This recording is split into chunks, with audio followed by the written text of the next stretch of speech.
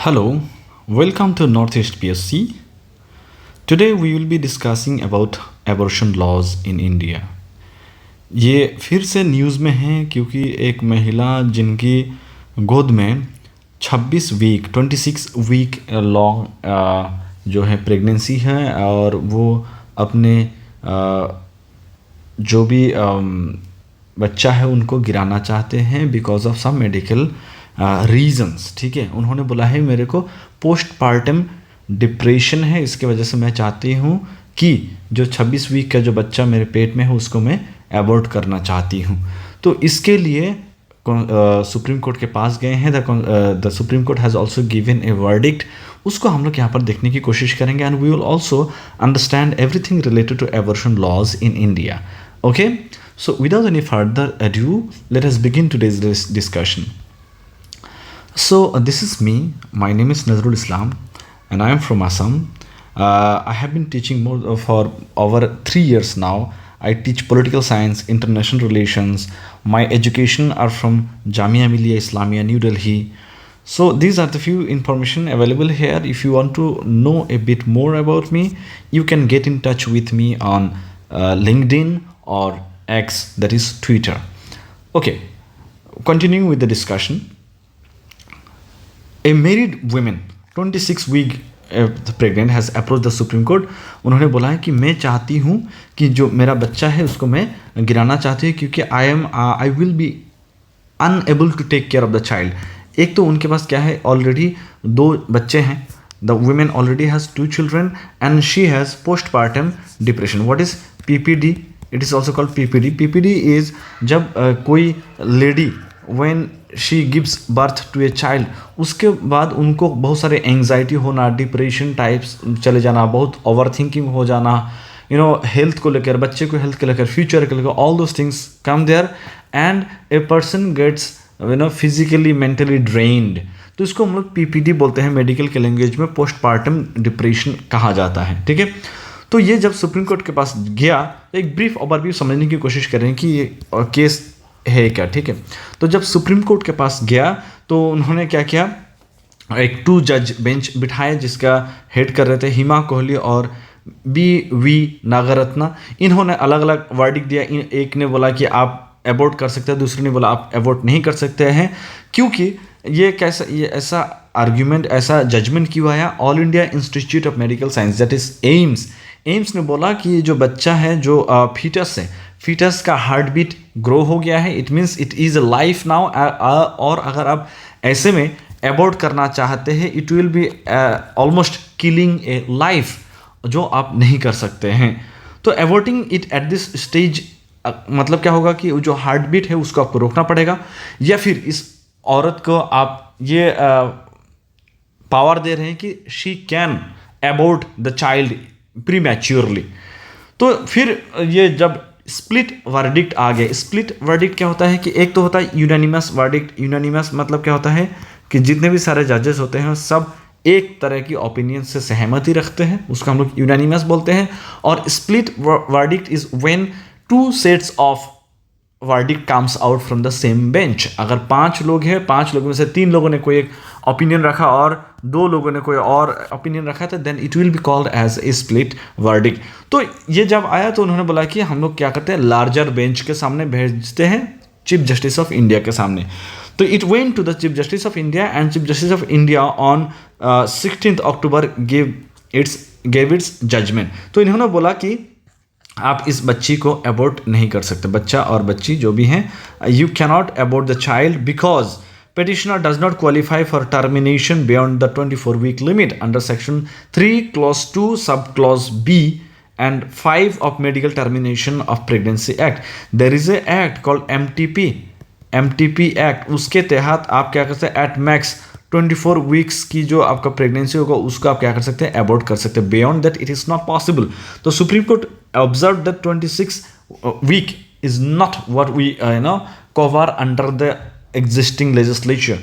तो एक तो ये होगा. दूसरा क्या है, नो सब्सटेंशियल फीटल एबनॉर्मलिटीज. जब ये एम्स में जब इनका परीक्षा हुआ तो उन्होंने बोला कि जो फीटस है it is very healthy and all, you have no ground to say the foetus में कोई इशू है या फिर उसकी सर्वाइवेबिलिटी को लेकर कोई प्रॉब्लम है। तीसरा बात क्या है कि जो रिपोर्ट आया है एम्स से ये भी नहीं बताते हैं कि पेटिशनर जो है, जो the lady to save her life, ऐसा भी कहीं पे नहीं बोला गया कि उनकी जान बचाने के लिए द एबॉर्शन इज मैंडेटरी। तो ये भी एक इशू है। उसके अलावा हम लोग क्या देखते हैं, Supreme Court stated that though it has the power to do complete justice under article 142 it may not be attracted in every case. तो सुप्रीम कोर्ट बोलते हैं कि हमारे पास ठीक है पावर है कंप्लीट जस्टिस करने के, ठीक है, even if there is no definite law, if there is no explicit mention in anywhere in the constitution, then the Supreme Court will intervene and invoke article 142 to do a complete justice। लेकिन ये चीज़ हम लोग हर case में नहीं कर सकते। This was the broad judgment of this particular case। तो this is what the brief background is। let us understand what is MTP is। तो historical perspective से अगर हम लोग देखने की कोशिश करें the genesis of this abortion law in India, तो 1960 तक क्या था, ये इलीगल था, ठीक है। 1960 के दशक तक एबॉर्शन वाज इलीगल, कि आप जो है यहाँ पर किसी भी तरीके से अगर आप बच्चे को गिरा रहे हैं, it is a crime because you are killing a life. ये उस टाइम की क्या था, आपका ओपिनियन था, उस टाइम की ये आपका मॉरलिटी था, ठीक है। और सेक्शन 312 आईपीसी में एक धारा है, सेक्शन 312, उसके तहत आपको 3 साल के लिए सजा भी हो सकती थी, आपको फाइन भी हो सकता है, या फिर दोनों हो सकता था। फिर मिड 1960s में हम लोग क्या देखते हैं, शांतिलाल शाह कमेटी एक बिठाई जाते हैं गवर्नमेंट ऑफ इंडिया के द्वारा, ठीक है। उस कमेटी में हम लोग क्या देखते हैं, इनको बोला गया कि आप ये काम करिए कि whether we need to update the abortion law, क्या एबॉर्शन लॉ जो है उसमें कोई चेंजेस करने की ज़रूरत है या नहीं। तो ये जब ये कमेटी एक ब्रॉड एक स्टडी कंडक्ट किया और उनको लगा कि कुछ चेंजेस की ज़रूरत है, तो उन्होंने रिकमेंडेशंस को पार्लियामेंट के सामने भेजा। तो the parliament new bill was introduced in front of the parliament called medical termination bill which was passed by both the houses in 1971 and it came into effect in 1972 as the name goes for medical termination of pregnancy act of 1971। तो ये जो है medical जो termination की जब बात आती है, औरतों की जो आपका सेक्सुअल ऑटोनॉमी की जब बात आती है, it laid the foundation for sexual autonomy of women, because if I am not in a position, if I am not ready, if I do not have a consent to bear a child, अगर मेरी सहमति नहीं है, अगर मैं बच्चा पैदा करना नहीं चाहती हूँ, तो then my husband must not force me to have a kid, or if there is an forceful pregnancy, कभी सेक्सुअल एब्यूज़ की वजह से होता है, कभी अंडर जो आपका होता है माइनर गर्ल चाइल्ड होता है उनके साथ गलत होता है and she becomes pregnant. In all those circumstances a women should have the right to abort the kid, abort the child, because it is upon her autonomy, the freedom of this particular individual to decide whether she want to carry a child or not। okay, तो ये law जब आया उस time क्या था, ये पूरे हिंदुस्तान में एप्लीकेबल होने वाला था, लेकिन आपको पता है 370 और आर्टिकल 35A था, जिसके तहत हम लोग क्या देखते हैं जम्मू एंड कश्मीर में हर एक लॉ नहीं एप्लीकेबल होता था। तो आर्टिकल अगर हम लोग आईपीसी की बात करें उसमें सेक्शन 312 है। वो क्या करते हैं कि अगर कोई आप मिसकैरेज करते हैं, कोई बच्चा आपके पेट में है और उसका वॉलंटरीली मिसकैरेज करते हैं, it is a criminal offence, ठीक है। तो इस तरीके की कानून एग्जिस्ट करती थी। This means that the women herself और anyone else including a medical practitioner could be prosecuted for an abortion. अगर कोई भी एक एबॉर्शन की एक्टिविटीज़ में शामिल है, एबॉर्शन करवा रहा है, तो वैसे में उस व्यक्ति को क्या किया जाएगा, मेडिकल जो लॉ था उस टाइम की, ठीक है, तो उसके तहत आपको पेनलाइज किया जाएगा, क्रिमिनल माना जाएगा, ठीक है। तो MTP एक्ट जो है ये क्या कहते हैं, medical termination of pregnancy act क्या कहते हैं। तो पहले तो ये था 20 वीक्स तक था। हम लोग क्या देखते हैं जो 2021 में जब इसका अमेंडमेंट हुआ, इसको 20 वीक से लेकर 24 वीक्स कर दिया गया। तो it should come under the amendment part, but still will cover here. Okay, so in 2021 parliament amended the law and allow abortion based on this criteria, कि ये अगर सिचुएशन है तो इस ऐसे सिचुएशन में आप एबॉर्शन कर सकते हैं provided you meet certain criteria, certain terms and conditions. वो क्या है? Opinion of only one registered medical practitioner will be required for the abortion of a fetus up to 20 weeks। अगर कोई fetus है जो आपका 20 हफ्ते तक वो है प्रेग्नेंट है, कोई औरत 20 वीक्स तक प्रेग्नेंट है, तो वैसे में अगर उनको अबॉर्ट करना चाहते हैं तो एक मेडिकल प्रैक्टिशनर की ज़रूरत होगा। मेडिकल प्रैक्टिशनर एक डॉक्टर होंगे, ठीक है, उनसे आप लिखित रूप में लेके आइए and your abortion will be granted. लेकिन अगर 20 से लेकर 24 वीक तक हो जाए, ठीक है, तो वैसे में 2 मेडिकल प्रैक्टिशनर की मंजूरी चाहिए आपको, और मतलब रिटन एडवाइस चाहिए। अगर आप वो लेके आते हैं then you will be granted the right to abort the foetus, ठीक है। ये एक चीज़ है जो हमारे medical termination of pregnancy act में ये बोला गया है। दूसरा क्या है? The opinion of a state level medical board is required for abortion over 24 weeks. अगर मान लीजिए कि जैसे 24 वीक से ज़्यादा की अगर कोई प्रेगनेंसी है और उनको क्या करना है, एबॉर्शन करना है, तो ऐसे में आप क्या करें, हर स्टेट में क्या होता है, आपका स्टेट लेवल मेडिकल बोर्ड होते हैं, ठीक है। तो स्टेट लेवल मेडिकल बोर्ड से आपको क्या लेना पड़ेगा, आपको ओपिनियन लेना पड़ेगा whether they are allowing you to abort the foetus और नॉट, ठीक है। और ये 24 वीक्स के बियॉन्ड कब हो सकता है? जब अगर फीटल एबनॉर्मेलिटीज़ हैं, माने जो फिटस है उसके अगर कोई सीरियस हेल्थ इश्यूज हो रहा है, कि अगर पैदाइशी के बाद क्या होगा कि there will be permanent physical deformities और mental retardness, all those things if they are detected then this abortion can be granted based on an opinion by the state level medical board. Further, for pregnancies between 20 to 24 weeks, अगर 20 से लेकर 24 week के बीच में pregnancy है तो 7 category की women हैं जिनको क्या प्रोवाइड किया जाएगा, you will given the right to abort the child, ठीक है। Women would be eligible for seeking termination under section 3B of rules prescribed under the MTP act. और ये 7 कैटेगरी ऑफ वुमेन कौन कौन है? सर्वाइवल ऑफ सेक्सुअल असॉल्ट और rape और incest. बहुत सारे केसेस में क्या होता है कि this unwanted pregnancy results from this sexual abuse and all, तो वैसे में the women has the legal right to abort the foetus. उसके बाद अगर कोई माइनर है जो एक्सीडेंटली प्रेग्नेंट हो गया है क्योंकि समवन इन्फ्लिक्टेड ए रॉन्ग डूइंग, किसी ने गलत किया उनके साथ और वो माइनर जो है आपका प्रेग्नेंट हो गया, then she has the right to abort the foetus. तीसरा क्या है? Change of marital status during the ongoing pregnancy. आप मान लीजिए कि a women is pregnant and 2-3 महीना चला गया, मतलब 24 वीक तक चला गया, and at the time they file for a divorce. अगर ऐसा हो गया, even before the birth of the child there is a dilemma कि who will have the legal parenthood of the upcoming child. तो वैसे में if the women wants to abort the child then she will be granted the right. फिर ये चौथा क्या हो सकता है? Women with physical disabilities, major disability as पर criteria laid down under the rights of persons with disabilities act. तो अगर बहुत सीरियस कोई डिसेबिलिटीज हैं जिसके तहत आप क्या कर सकते हैं, you can not fully devote your time either to your own health or to the child, तो ऐसे में you can apply for this abortion thing, ठीक है। फिर मेंटली इल वुमेन, अगर कोई डॉक्टर इनको सर्टिफिकेट दे दिया है कि समवन इज मेंटली अनसाउंड, ठीक है, and it is not healthy for a baby to be grown by this mother, तो वैसे में आप क्या करते हैं, you can file for a abortion. आप जो है अप्लाई कर सकते हैं कि I want to abort and you will be granted this thing. छठा क्या हो सकता है? The foetal malformation that has a substantial risk of being incompatible with the life or the child is born, it may suffer from such physical or mental abnormalities। अगर बच्चे को किसी तरीके की आपका सीरियस क्या है, आपका रिस्क है, तो वैसे में भी there can be a medical termination। And 7th is women with pregnancy in humanitarian settings or disasters और इमरजेंसी में भी डिक्लेयर बाय द गवर्नमेंट।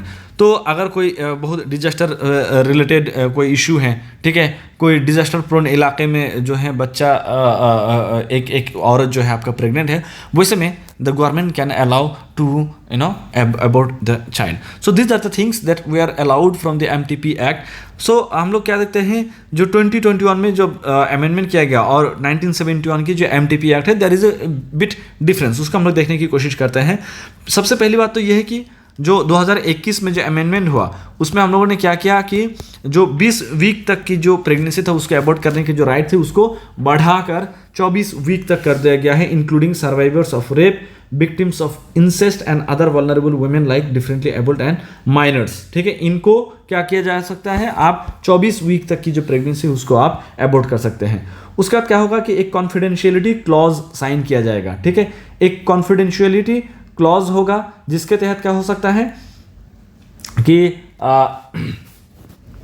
जो औरत आपका एबॉर्शन कर रही है, अगर कोई मान लीजिए कि अनमेरिड वुमेन है, अनमेरिड गर्ल है और वो एबॉर्ट करवा रही है, तो ऐसे में उनका नाम, उनकी आइडेंटिटी, उनके बारे में किसी भी चीज़ को आप क्या नहीं कर सकते हैं, you can not reveal those thing in public. तो ऐसे में क्या होता है कि मैनी पीपल डू इट कि किसी के कैरेक्टर को स्लेंडर करने के लिए, कैरेक्टर के पे क्वेश्चंस उठाने के लिए, उनको कैरेक्टर असैसिनेट करने के लिए, तो ये सारी चीज़ें अफवाहों की तरफ फैलाई जाती हैं। तो वो जो औरत होता है वो डिप्रेशन में चला जाता है, उनको बहुत ज़्यादा सुइसाइडल थॉट आने लगते हैं। तो इस तरह की चीज़ें बिल्कुल भी ना हो, तो there is a confidentiality clause in this law. ठीक है, ऐड कर दिया गया है। उसके अलावा क्या है, जो MTP services, medical termination of pregnancy services है, ये सिर्फ मतलब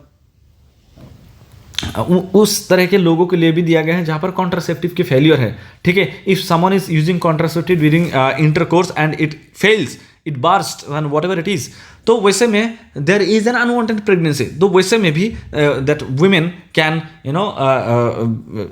choose to abort the foetus. और अनमेरिड वुमेन को भी राइट दिया गया है कि because it is your right to have is like you should be sexually autonomous. ठीक है, आपकी ये पूरी जिम्मेदारी है, आपकी पूरे राइट है, you have the right to fully be independent with respect to your body. तो ये सारी चीज़ें दिया गया है। What is the global trend on abortion laws? Globally क्या हो रहा है कि ग्लोबली क्या पूरे दुनिया भर में एबॉर्शन लॉस को बहुत ज़्यादा ईजी बनाने की कोशिश किया जा रहा है। इसको क्या किया जा रहा है, आपका लिबरलाइज करने की कोशिश किया जा रहा है। जो एक औरत हो उनको सेक्सुअल राइट दिया जा रहा है कि आपकी बॉडी है and no one has the right to take decisions on behalf of your particular body. So these things are very prominent. लेकिन इस दौरान क्या हुआ है, लगभग 60 कंट्री पूरी दुनिया भर में एबॉर्शन को लीगल बनाया है। ठीक है, लेकिन एक जो USA जो हैं अपने आप को पूरा मॉडर्निटी, डेमोक्रेसी, लिबरलिज्म, इन तमाम चीज़ों की मानते हैं कि we are the torch bearer. ऐसे में हम लोग क्या देखते हैं, the US, El Salvador, Nicaragua and Poland, इन लोगों ने क्या किया, एबॉर्शन को वो कर दिया, लीगल राइट्स के वहाँ से हटा दिया। It is now illegal. Even the supreme court of USA eliminated the constitutional right to abortion in 2022। तो this things happen globally with respect to abortion, but abortion is a fundamental right for the women. If a woman is in a position not to build or अगर बच्चा नहीं रखना चाहती है, then she should have this right. तो अगर हम लोग देखते हैं कि क्या क्या इश्यूज हो सकता है, तो कुछ कॉन्सर्न्स हैं। ठीक है, तो जो अभी 2 स्लाइड मैंने स्किप किया क्योंकि ये सारी चीज़ें नेसेसरी नहीं है, it with respect to the recent case, but there are some concerns. क्या है कि अनसेफ एबॉर्शन की वजह से हम लोग क्या देखते हैं कि पूरे इंडिया में हर रोज़ लगभग 8 women, at least 8 women dies every day because of unsafe abortion, according to the report of the UNFPA। जिस रिपोर्ट का नाम क्या है, state of the world population report of 2022। उसका क्या है कि मेडिकल एक्सपर्ट की कमी है, रूरल एरियाज में एडुकेट मेडिकल एक्सपर्ट्स नहीं हैं, उसके वजह से आप क्या देखते हैं कि around 70% shortage of obstetrician gynaecologist, जो औरत के हेल्थ से जुड़ा हुआ जो डॉक्टर है, उनके वो जो स्पेशलिस्ट होते हैं, उनकी जो संख्या है 70% कम है। इलिसिट एबॉर्शन की अगर हम बात करते हैं, जिसकी वजह से औरतों की जो लाइफ है it becomes very very risky and उनको बहुत ज़्यादा दिक्कतें होती हैं। तो ये सारी चीज़ें देखते हैं। तो वे फॉरवर्ड क्या है, एक तो इंडिया की जो एबॉर्शन लॉ है काफ़ी ज़्यादा लिबरलाइज्ड है, काफ़ी अच्छा है। ठीक है, India's legal framework on abortion is largely consider progressive. ठीक है, US से भी हम लोग आगे निकल गए, both historically and at present where abortion restrictions are severely restricted. तो पहले हम लोग क्या देखते हैं कि एबॉर्शन की जो लॉ है काफ़ी रेस्ट्रिक्शन हुआ करते थे, उसमें काफ़ी ज़्यादा औरतों के सामने बहुत सारे रोड ब्लॉक्स हुआ करते थे, लेकिन उसको हम लोग प्रोग्रेसिव बनाने में सक्षम हुए हैं। There is a need for a serious rethink in public policy making, also accommodating all the stakeholders to focus on women and their reproductive rights। एक औरत की जो रिप्रोडक्टिव राइट है उसको एंश्योर करना, उनको राइट दे देना, ये हमारी जिम्मेदारी होना चाहिए और there should be a large discussion about this particular right. ठीक है, तो ये सारी चीज़ें हम लोग देख सकते हैं with respect to the abortion law in India. I think I was able to bring in perspective some relevant most of the relevant information with respect to your examination demand. If you have any doubt, any confusion, any observation, any question, or if you think that I have missed out on something, if you think I need to add or I need to improve something, please let me know in the comment box. I will be more than happy to reply to your comment. Thank you so much. See you in the next class.